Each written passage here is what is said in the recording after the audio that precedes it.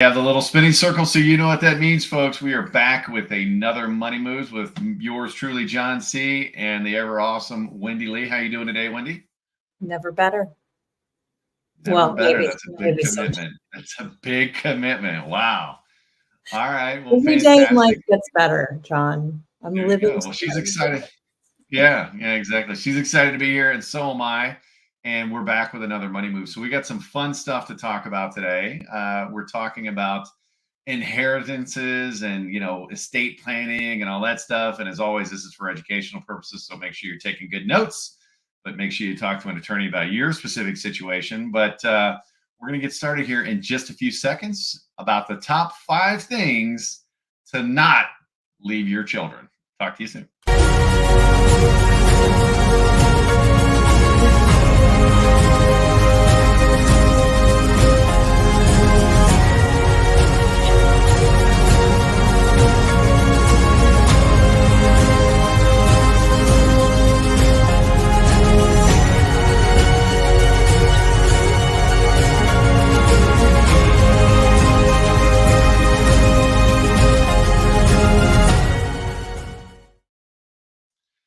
The top 5 things not to leave your children. Now, before we get started, I'd be a little remiss. Hopefully, you've been getting some value out of our podcast, on your favorite podcast platform or on YouTube if you're watching the full blown videos. But do us a little favor, give us a like, give us some love, share with your friends. It helps with the algorithms and just getting that educational stuff out there. But let's talk about it. Top 5 things not to leave your children. What would you not want to leave kids? I mean, hey, I'm doing this. I mean, it's biblical, right? Proverbs 13:22 talks about, a good person, a good man, woman, leaves an inheritance for their children. So that's kind of important, right? You want to plan appropriately to minimize the tax invasion called probate. But why would you not want to leave something? What wouldn't you want to leave? I mean, could you imagine not leaving everything to your kids? I mean, yeah, in most cases, I would think we leave everything to our kids. Ex- I wonder sometimes how it will be divided. But I've got that all solved. So it's cage match, MMA style, it's the free for, no, I'm kidding, obviously. But no, there are some things that you want to definitely give some good thought to, if not just exclude altogether. And so we're going to kind of go through those and talk about the pros and cons, the whys behind it, right? And number one is timeshares. Okay, you don't want to leave those to your kid, and I would not children, and I wouldn't necessarily recommend putting a child on the deed at whatever age. And the reason behind, and there's a lot of people love timeshares or you hate them. There's nobody really in the middle, I don't think. It's one of those things that why wouldn't you want to leave time? It's like vacation, oh, da, da, da, da, da. Well, timeshares, if you don't travel, they're not really a benefit, and they come with a monthly fee or an annual fee, through maintenance costs and things like that are always on the increase. And if your children are in a situation where number one, they can't afford it, or number two, they don't really travel, and then maybe they like to travel in a different way. Maybe they're, kind of gypsies and love the just kind of spontaneous go, and we're going to do tents or whatever. I mean, whatever the case may be, it kind of locks them into something, and they're stuck with it for like life, and it's going to be hard for them to get out. Now they can volunteer not to accept it or whatever the case may be, but if you put them on the deed, then that's kind of it's a done deal, right? I mean, what are your thoughts on that, Wendy? Yeah, I mean, I think the only way to get out of a timeshare is die, right? So maybe not. I don't know. There's a lot of companies out there you hear advertising, especially when you go down to like Florida, around Disney World and stuff. Wherever there's a heavy prevalence of timeshare, there's always companies advertising, get out of your timeshare now or whatever. Me personally, I like the idea, the concept of timeshare, the right one. Like anything, was it disclosed? Do you have your eyes wide open walking into it? And are you using it? Because that's one of the things that you want to make sure you're definitely using. But that's the thing, don't leave your kids a timeshare unless you fully had that discussion with them. Because, aside from what the timeshare sales rep may or may not have told you, oh, it's real estate or whatever. Yeah, me personally, I'm not an attorney, I'm not a timeshare rep. I don't see it as you're more of buying a vacation discount, if you will. And you're able to use it whenever. But it's one of those things that you definitely don't want to lose because of the fact that it's a continual monthly fee, and they are hard to get up, like you mentioned, right? Don't So the put that second on. thing kind of I'm sorry, go ahead. I was just saying, yeah, don't put that on them unless they fully know what they're getting into. Yeah. Don't put that evil on me, Ricky Bobby. Don't put that evil on me, right? No, I mean for you timeshare owners, I'm not trying to trigger you or anything like that. So it's one of those things. Just be aware of that. And the timeshare people may actually try to convince you, oh yeah, go ahead and put your kids on the deed. The reason is they want to lock that in, right? But definitely have a conversation with your adult children, like adult, not 18. But and let them make that decision for themselves. Number two kind of ties to that, and this is vacation properties, like a lake house or something like that. It's like, well, why the heck would you want to leave a lake house? We had great memories there with, you know, the husband and wife and the 5 kids or whatever the case may be. But that can create some problems. Mm-hmm. Yeah. Yeah. I mean, I'm kind of half on this one because it's like if there were the memories and all that. But yeah, if you have multiple kids, who do you leave it to? How how do they share, right? Like that causes lots of I mean, yeah, I've seen in my extended family, so somebody passed away and there were 2 kids, and I thought everyone got along great and this would be an easy deal, and it literally divided the family from that point forward. So Well, each other, yeah. yeah. I mean, it can be a great deal, right? But the thing is, yeah, they got along when mom and dad were around to tell them to chill out if they were getting out of line, or they had to check with mom and dad to see, hey, can I have the house this week or weekend or whatever. They had to check with mom and dad to say, hey, can I bring a bunch of work, friends over and have a work deal for a week? But when it passes to the kids, now if you have one child, okay, that's a different story, right?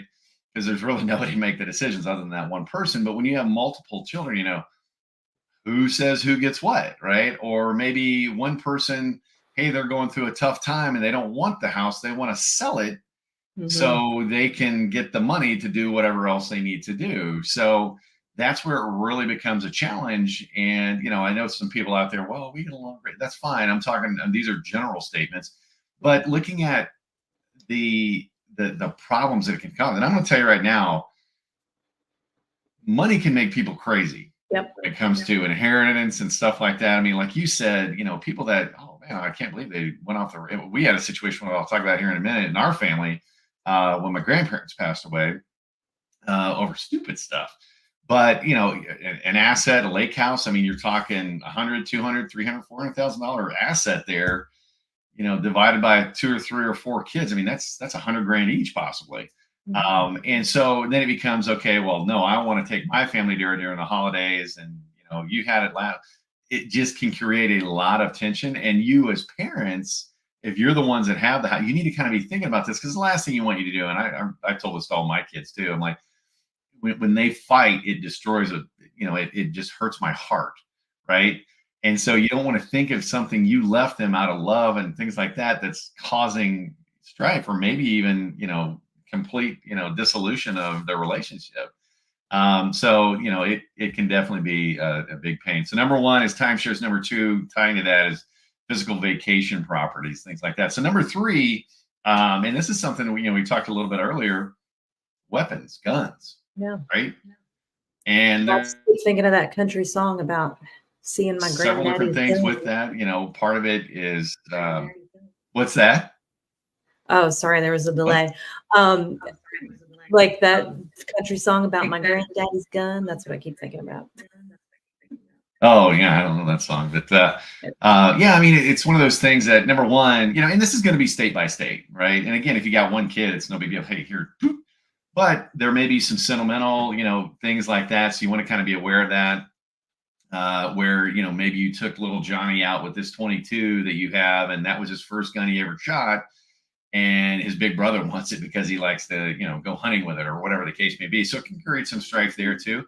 Plus, depending on states like California, New York, there can be some issues there of non-registered weapons or improperly registered, or weapons that fall under unique categories. Like fully automatic suppressors, also known as silencers. Those can be an issue from transition from one owner because you need a different type of license to be able to have those, to own those. And so it can create not only some physical pain, but some legal issues too, because in New York, for example, and don't quote me on this, but I think, if you inherit weapons, you've got a certain amount of days to have the police transport them from point A to point B and things like that. So again, depending on the state where you're at, it can create a lot of headache and heartache. One simple thing that you can do, or not simple, but it's something that you can do, is create a firearms trust, or what's commonly known as a gun trust. It's like a living trust, things like that, but it's specifically for firearms. Again, not an attorney, talk to an attorney. But that's an option that may be for you. And then, obviously having a will. And there's 3 documents everybody should have. We had a video on this earlier, but we'll talk about it again before we wrap. But weapons, guns, things like that, firearms can create a big headache potentially for your children if you leave them to them and just expect that, oh yeah, they'll be fine and no big deal. But you got to take into a lot of consideration outlying factors. So I don't know if you've got any. Didn't your grandfather have a cannon they were going to leave you or something? Was that not you? No. Okay. Do you have a rifle? There's a rifle. What's that? There was a rifle that was passed down, I believe. So yeah. Oh, there you go. There you go. And number 4 is an operating business. And you think, wow, why wouldn't you want to leave your business to your kids? And what are some challenges you think just handing over, okay, you got a business, Wendy, you passed, leaving that to your, child, number 1, number 2, or maybe just a couple of them or all of them. And what could be some potential problems there?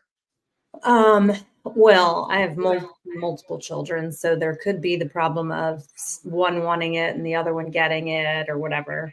I would think maybe them running it into the ground, whereas I think like if I built something. That one kid, yeah. One kid that's always getting in trouble. No, I'm just kidding. There is one, but anyway, if there's I was just joking, but.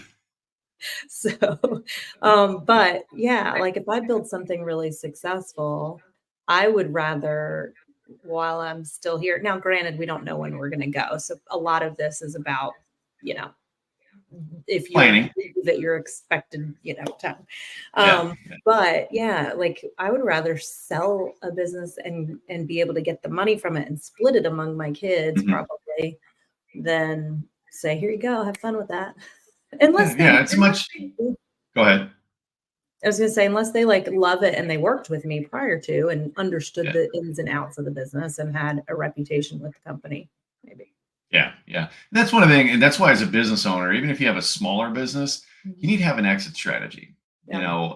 What's your plan to sell it? What's your plan if something, does happen to you? And like you said, I mean, we all have a date. We don't know what that date is, but it's going to happen. Nobody's getting out of here alive, right? And so, do you have a child that maybe loves the business? Okay, that's great, but do you necessarily want to leave the entire business to that one child, and you got the other 2 just kind of sitting there going, "What about me?" Right? I don't want to run the business. Does that mean I get no inheritance? So you got to kind of account for that. And then also, as you sell, you may want to sell the business to your child or children, and have a portion of that, the one that wants it or whatever, and have the portion of that proceeds going to the other 2 as part of their inheritance, and then coming to you for an income. And then, during your lifetime, and then when you pass, you and your spouse pass, then the transition, the remainder of the sale can go to your other 2 children. I mean, there's a lot of different ways to do it, but again, it comes back to, you've got to plan for this stuff. So number 4 is an operating business. And like I said earlier, typically in a traditional business, when the owner, the person that created it, the man or woman that kind of built it from the ground up, when they pass, the value tends to slip a little bit, right? Because it's like, okay, is the business going to continue? And that's why if you have a child or children that are interested in the business, bring them in. My oldest son works with me in my business today, and the hopes are that he'll want to take it over one day and I can hand the keys. But if not, I've got a plan to liquidate the business. And then that way, those proceeds, like you were talking about, Wendy, can go to the child or children. It kind of equally spread among them, so to speak, kind of keep it equitable. And then lastly is, and I know you and I talked about this a little bit, and I'm anxious to hear your kind of spin on this or your perspective, but physical property, the stuff, right? Especially sentimental property, things like that. I mean, I'm talking, you have 4 kids, right? Who gets mom's wedding ring? Or Mm. that necklace that she always wore, right? Who gets that, right? Because, well, I want to pass it down to my daughter. Well, I wanted to pass it down to my daughter too down the road. It's like it can create again that tension we were talking about earlier. But what's your perspective on all that? Yeah, I mean, I think of all the things that should be in a will, my initial reaction is the sentimental stuff should be in there and pointed. Here's so there's no confusion because I've seen lots of arguments about, oh, like just y'all go look in my jewelry box. But my grandmother did something that I think was really helpful. Like there were a Did she do couple the of cage? Did she do the cage match thing? I'm telling you, that's a golden idea. I'm just kidding. Go ahead. so for instance, there's a christening dress, and I'm talking about this because I got it, but there's a christening dress that everyone in my family has worn. Like I have a picture of my firstborn child in the dress, and he's a boy, and yes, he wore a christening dress, with me, who also had worn the dress for my christening, and my mom, who had worn it, and my grandmother, who had worn it, and her mother, my great grandmother. So my son and his great great grandmother, it was her dress. Anyway, it's been passed down, like everybody's worn it in the family. And that was something super sentimental. And had she passed, right, and like not designated that, but she gave that to me well before she passed. And she said, "You're in charge of this, but here's the rules, Wendy. Anyone that wants to wear it gets to wear it." Right. And like you've got to coordinate that, but it always comes back to you. But she had very set instructions. And she So was you really think good about before she passed, like when you turn 30, you get to pick out your favorite piece of jewelry from me. When you know what I mean? And she would do that before she passed. And then she got the joy of seeing us receive it, yeah, yeah. versus when she's gone. So you basically on the dress, you were the caretaker, if you will, for the Yeah. family. Yeah. Yeah, and that's a great way to do it. I mean, but things if you don't, and that's the key too. You hit on it right there. Communication is the Right. key. Clear communication is the key, and that doesn't still mean that there's not going to be some upset people, but the personal property, especially, people don't really think about it, and so they don't necessarily put it in their will. And a couple of things come to mind. Number one, there was I'm not going to go into details because I don't want to rock the boat, so to speak. But there was, no will in place, and there was an heirloom, and it literally just walked off. And everybody knows who has it, but it just walked off, right? And then I had another incident where, I mentioned my grandfather earlier. Um, one of the cousins like, "Hey, I'm grabbing a bunch of stuff," and it's like, "Well, what are you doing?" It's like, "Well, he wanted me to have this." Whoop, and took off. Yeah. And it was like, did that just happen? Right. Yeah. And it was just, I mean, literally, it was one of those where we walked outside at night and his truck was backed up to the garage. And it's like, what are you doing? Yeah. But we got it all worked out and everything like that. But it can create some serious issues. So that's where I love the idea of what your grandmother did is actually giving it away before she passed so she could see the joy. And then she can deal with any repercussions or whatever. But that communication is key. If you're going to have, I would encourage everybody have a will. There's 3 documents everybody needs. We've talked about this before. Number one is a last will and testament that clearly lays out even some of the personal property stuff. And you can do it by hierarchy on age or whatever, or round robin, pick what you want. I wouldn't necessarily suggest like a white elephant or Yankee swap kind of approach, but that could create some issues. Number 2 is a power of attorney.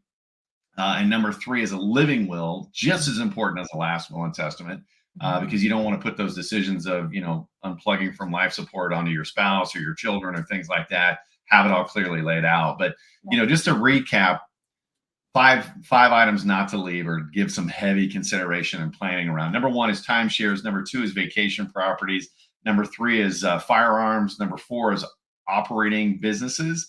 And number 5, lastly, and just as important, are those physical items, those sentimental items. You want to make sure they get to who they get to, and you want to make sure that everybody understands the why behind it and honors your wishes, and it doesn't create strife in the family. Because at the end of the day, that's really what it's all about: is passing on that wealth, passing on those memories, passing on those physical items to your children without creating strife. Because at the end of the day, nobody wants to see their kids fighting over stuff, right? And then lastly, just to recap, the 3 documents you need: power of attorney, last will and testament, and a living will. If you need help with any of that or have more questions on your estate planning, we've partnered with some great attorneys. They can set you up with those 3 documents we talked about for extremely low price. And then it can actually help you with the trust and everything else specific to your specific goals and objectives, because it is different. This is not something you want to kind of wing with some document you found online and I can change it. Don't do that, because it can cause a lot of headache and a lot of expense and maybe even some legal issues. So again, a little longer show today, Wendy. Thanks for all your input on this, and love the perspective. And everybody, again, if you like what you got out of today's session, just a little favor, click that like button and subscribe. It does help us out. And if you've got something you want to hear about on another Money Move show, let us know. We'd love to hear from you. Just reach out to me at Black Swan Money or Wendy Lee at Wendy Lee Online, and shoot out a topic, and we'll get it on there for you. Everybody have a great week. We'll see you next week at the next Money Moves. Bye, everybody.